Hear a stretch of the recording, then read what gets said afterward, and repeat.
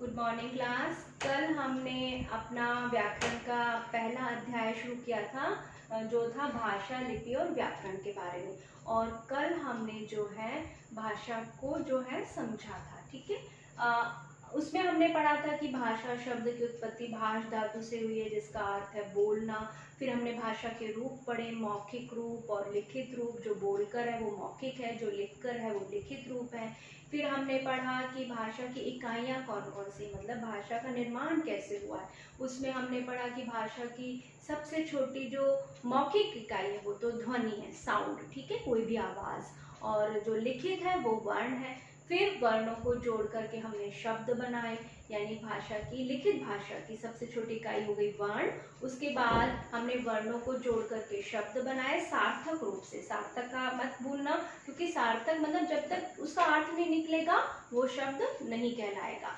फिर हमने जब शब्दों को सार्थक रूप से जोड़ा तो वाक्य बने। इस तरह से भाषा का निर्माण हो गया। यानी भाषा के हिस्से क्या क्या हुए देखा जाए तो वर्ण, शब्द और वाक्य। ठीक है, उसके बाद हमने भाषा के प्रकार पढ़े थे। उसमें हमने पढ़ा था मातृभाषा, जो माँ से बच्चा सीख रहा है। ठीक है, उसके बाद हमने पढ़ा राष्ट्रभाषा, जो पूरे राष्ट्र में अधिक से अधिक लोगों द्वारा बोली और समझी जाती है, वो किसी भी राष्ट्र की राष्ट्रभाषा होती है, जैसे हमारी राष्ट्रभाषा हिंदी है। फिर हमने पढ़ा राजभाषा, जो ऑफिशियल जो काम होते हैं, कार्यालयों में जो काम होते हैं, जो सरकारी काम काज की भाषा होती है वो राजभाषा होती है। हमने इसके बाद पढ़ा कि अंतर्राष्ट्रीय भाषा कौन सी है। अंतर्राष्ट्रीय भाषा वो भाषा होती है जो इंटरनेशनल लेवल पर, ठीक है, अंतर्राष्ट्रीय स्तर पर बोली और समझी जा रही है, वो थी अंग्रेजी। ठीक है, इसके अलावा हमने ये जाना था कि क्योंकि हिंदी को बोलने वालों की संख्या बहुत ज़्यादा है तो विश्व में जो है हिंदी भाषा का तीसरा स्थान है। और 14 सितंबर 1949 को हिंदी को जो है राजभाषा घोषित किया गया था, इसलिए हिंदी दिवस के रूप में उसको मनाया जाता है। ये तो था क्विक एक रिवाइज हमने किया जो हमने कल पढ़ा था। आज हम पढ़ेंगे बोली के बारे में। कल हमने भाषा पढ़ी थी और इसमें मैं थोड़ा सा आपको बोली के बारे में बताऊंगी। बोली क्या होती है, मतलब भाषा का क्षेत्रीय रूप बोली कहलाता है। जैसे भाषा को बोलने वाले जो है वो उनका जो उसका जो क्षेत्र होता है, उसका जो एरिया होता है, वो बोलने वाले ज़्यादा होते हैं। तभी कोई बोली जो है भाषा का रूप ले सकती है जब उसको ज़्यादा से ज़्यादा लोग बोल रहे हो, काफ़ी लोग बोल रहे हो। जबकि बोली क्या होती है, एक छोटे से सीमित से क्षेत्र में बोली जाती है और ऐसा कहा जाता है कि हर 10 कोस के बाद जो है बोली जो है बदल जाती है। ठीक है, तो भाषा का क्षेत्रीय रूप, क्षेत्र मतलब एक छोटे एरिया का जो रूप होता है वो क्या कहलाता है, बोली कहलाता है। इसकी क्या विशेषताएं होती है कि बोली का जो क्षेत्र होता है वो सीमित होता है, यानी इसको बोलने वालों की संख्या जो होती है वो कम होती है। सीमित मतलब छोटे एरिया तक वो बोले जाते हैं। ठीक है, एक दूसरी विशेषता की बोली में जो है साहित्य रचना नहीं होती। कल हमने पढ़ा था कि 22 भाषाओं को संविधान ने मान्यता प्रदान की है। क्योंकि उनमें साहित्य रचना हो रही थी, उनमें कोई ना कोई कविता लिखी जा रही है, कहानी लिखी जा रही है, निबंध लिखे जा रहे हैं, उपन्यास लिखे जा रहे हैं, लोग उनको पढ़ रहे हैं, लिख रहे हैं, इस वजह से वो भाषा बनी। ठीक है, लेकिन बोली क्या होती है, क्योंकि उसको बहुत सीमित जो है संख्या होती है बोलने वालों की, तो वो एक तरह से बस एक छोटे एरिया में बोली जाती है और फिर आगे जाकर के वो कुछ एरिया के, छोटे से एरिया के बाद वो फिर दूसरी बोली हो जाती है, बदल जाती है। ठीक है, तो इसमें साहित्य रचना नहीं होती। तीसरी इसकी विशेषता ये है कि भी इसमें सरकारी कामकाज में ये प्रयोग नहीं होती, क्योंकि वो भाषा नहीं है तो वो ऑफिशियल काम में या सरकारी कामकाज में प्रयोग में नहीं लाई जाती है। ठीक है, जैसे इसके उदाहरण है, ये बोलियां हैं सारी, जैसे हरियाणवी है, बुंदेली है, कन्नौजी है, भोजपुरी है, ये सारी भाषाएं नहीं, ये क्या है, बोलियां हैं। बेटा अब हम पढ़ेंगे लिपि के बारे में। लिपि क्या है, किसी भी भाषा को लिखने का जो ढंग है या जो तरीका है वो क्या कहलाता है, लिपि कहलाता है। ठीक है, पहले तो क्या थी, ध्वनि थी, साउंड थी। अब वो तो संकेतों से या उस साउंड से वो लोग इशारे से जो उस बात को समझ रहे थे। फिर क्या किया होगा कि हर एक साउंड के लिए हमने एक साइन जो है निश्चित कर लिया। ठीक है, कि जैसे मैं बोल रही हूँ कि मैंने अ बोला तो अ के लिए हमने अ ऐसे बना करके हमने फिक्स कर लिया। ठीक है, हमने अपनी हिंदी भाषा में, अंग्रेजी भाषा वालों ने ए के लिए इस तरह का साइन बना लिया, पंजाबी वालों ने किसी और तरह का बना लिया। तो हर भाषा को जो है लिखने का अपना अपना ढंग है। वो जो लिखने का ढंग या तरीका है वो क्या कहलाता है? लिपि। ठीक है, तो लिखित भाषा में ध्वनियों को लिखने के लिए निश्चित चिन्ह है, फिक्स किए हुए। निश्चित मतलब फिक्स किए हुए। ठीक है, तो ध्वनि मतलब आवाज जो हम निकाल रहे हैं, हर तरह के वर्णमाला है हमारी, और अंग्रेजी में अल्फाबेट है सारे, तो उनके लिए हमने एक निश्चित चिन्ह बना लिया, एक फिक्स साइन कर लिया है। ठीक है, तो वो क्या हो गए? उस भाषा को लिखने का एक ढंग या तरीका हो गया, जिसको हम लिपि कहते हैं। ठीक है, अलग अलग भाषाओं को लिखने का तरीका अलग अलग होता है। ठीक है, हमने किसी और तरह के चिन्ह बना रखे, साइन बना रखे, अंग्रेजी में किसी और तरह के, किसी तीसरी भाषा में किसी और तरह के, तो सब भाषाओं को लिखने का तरीका अलग अलग है, लेकिन कुछ का तरीका समान भी है। अब जैसे जो अलग अलग है, जैसे जयपुर मुझे लिखना है तो हिंदी में तो मैं इस तरह के मैंने ये फिक्स कर रखे हैं साइन, उसको मैंने इस तरह ढंग से लिखा। वही जयपुर जो शब्द है वो अंग्रेजी भाषा में इस ढंग से लिखा जा रहा है।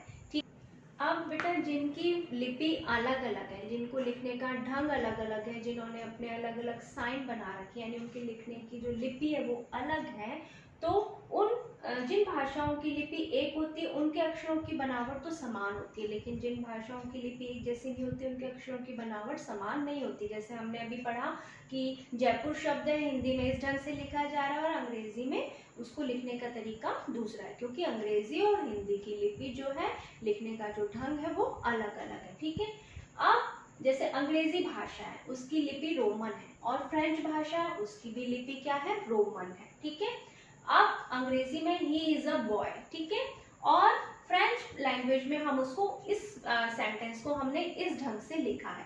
आप देखो कि इसको बोलने का तरीका अलग हो सकता है, लेकिन लिखने का जो अक्षर है, जो अल्फाबेट है वो सेम है जो अंग्रेजी में है। ठीक है, इसमें अंग्रेजी में इसको सी बोल रहे हैं, इसको ई बोल रहे हैं, ये एस है, ये टी है, लेकिन फ्रेंच में वही लिखने का जो ढंग है वही ले लिया है, क्योंकि उनकी लिपि समान है, एक है, इसलिए जो लिखने का तरीका है वो इनका एक हो गया। हो सकता है बोलने का तरीका उनका अलग है। ठीक है, अब जैसे हिंदी है, हिंदी की भी लिपि देवनागरी है, उसके बाद संस्कृत की लिपि भी देवनागरी है, और मराठी भाषा उसकी भी लिपि क्या है? देवनागरी। यानी तीनों की जो लिपि है, तीनों भाषाओं की जो लिपि है वो एक ही है, देवनागरी लिपि। तो तुम कैसे हो, मैंने इस तरह ये लिखा। ठीक है, और संस्कृत में इसी बात को मैंने लिखना हो तो मैंने पूछा कि किम भो, मतलब कैसे हो। ठीक है, तो मैंने जो अक्षर लिए वो हिंदी में भी यही है, सेम है। ठीक है, यही वर्ण है, क्योंकि इनकी लिपि एक जैसी है। मराठी में भी यही लिपि है, यही अक्षर काम में लिए जाते हैं, बस वो बोलने के टाइम वो अलग साउंड करता है। जैसे तू कसा आहेस, तू कैसा है। ठीक है, तू कसा आहेस, तू कैसा है। अब कहने का मतलब क्या कि जिन भाषाओं की लिपि एक है, ठीक है, उनको लिखने का तरीका एक होगा, लेकिन जिन भाषाओं की लिपि अलग है उनको लिखने का तरीका अलग होगा। हम पढ़ेंगे कुछ भाषाएं और उनकी लिपियां कौन सी, मतलब उनको किन नामों से जाना जाता है। ठीक है, तो हिंदी, संस्कृत, मराठी, नेपाली, गुजराती, बोडो, डोगरी, इन सब की जो लिपि क्या है वो है देवनागरी। फिर जो पंजाबी भाषा पढ़ रहे हैं, हमारे स्कूल में पंजाबी भी है 6 to 8, तो पंजाबी भाषा की जो लिपि है वो गुरुमुखी है, क्योंकि वो इन देवनागरी लिपि से अलग लिपि है गुरुमुखी, तो उनके अक्षरों की बनावट भी अलग है, पंजाबी को लिखने का जो तरीका है वो अलग है।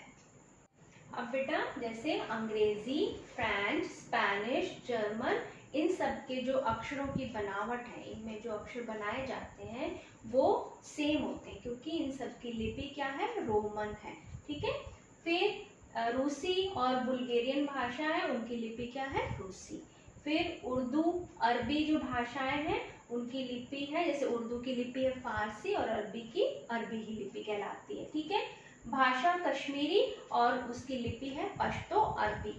उसके बाद असमी भाषा जो असम प्रांत में बोली जाती है उसकी लिपि कहलाती है असमिया।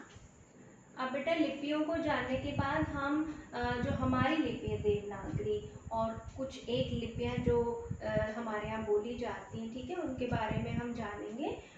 इसमें जो है हमारी लिपि क्या है, देवनागरी लिपि, और वो बाईं से दाईं ओर लिखे जाते हैं, यानी लेफ्ट साइड से स्टार्ट होकर के राइट साइड की ओर हम उसको लिखते हैं। हम ऐसे ही लिखते हैं, लेफ्ट से स्टार्ट होते हैं और राइट साइड चले जाते हैं, तो बाईं से दाईं ओर लिखी जाती है देवनागरी जो लिपि होती है। और देवनागरी लिपि का जो विकास है वो किससे बनी है, कहाँ से निकली है, वो ब्राह्मी लिपि से हुआ है। ठीक है, उसके बाद जो बांग्ला यानी बंगाल की जो भाषा है, ठीक है, पंजाबी, गुजराती आदि भाषाओं की लिपि का विकास भी ब्राह्मी लिपि से हुआ है। विकास मतलब निकली वो भी ब्राह्मी लिपि से है, लेकिन उनको लिखने का तरीका जो है, जैसे पंजाबी का अलग है, बांग्ला का अलग है, ठीक है, लेकिन गुजराती का वही है। ठीक है, उसके बाद फारसी जो लिपि है, जो उर्दू भाषा जैसे है, ठीक है, तो फारसी लिपि दाईं से बाईं और लिखी जाती है, यानी वो लोग राइट हैंड से, उधर से राइट साइड से स्टार्ट करते हैं और लेफ्ट और वो लोग लिखते हैं। ठीक है, आपने कभी उर्दू लिखते हुए देखा हो तो वो ऐसे लिखना स्टार्ट करते हैं, राइट साइड से लेफ्ट साइड के लिए, दाईं से बाईं ओर। और अपन अगर चाइनीज वगैरह लिखे तो कहा जाता है कि चाइनीज लैंग्वेज जो है वो काफ़ी टफ है, वो नीचे से ऊपर लिखते हैं, ऐसे नीचे से ऊपर लिखना शुरू करते हैं। तो ये था हमारा लिपि के बारे में कि लिपि क्या होती है, और जो कुछ भाषा है उनकी लिपियाँ क्या हैं। लिपि अगर समान है तो अक्षरों की बनावट एक जैसी होगी, और लिपि अगर अलग अलग है तो उनको अक्षरों को लिखने की जो बनावट होगी, जो लिखने का तरीका होगा वो अलग अलग होगा। और कुछ महत्वपूर्ण बातें कि देवनागरी लिपि कैसे लिखी जाती है, किस तरह से स्टार्ट होकर किस तरफ जाती है, तो वो बाईं से दाईं और जो फारसी लिपि है वो कहाँ से लिखी जाती है, राइट साइड से लेफ्ट साइड की ओर। ठीक है, आज की वीडियो में हम इतना ही पढ़ेंगे, और कल हम पढ़ेंगे व्याकरण के बारे में, और हम इस चैप्टर की बुक एक्सरसाइज को करेंगे।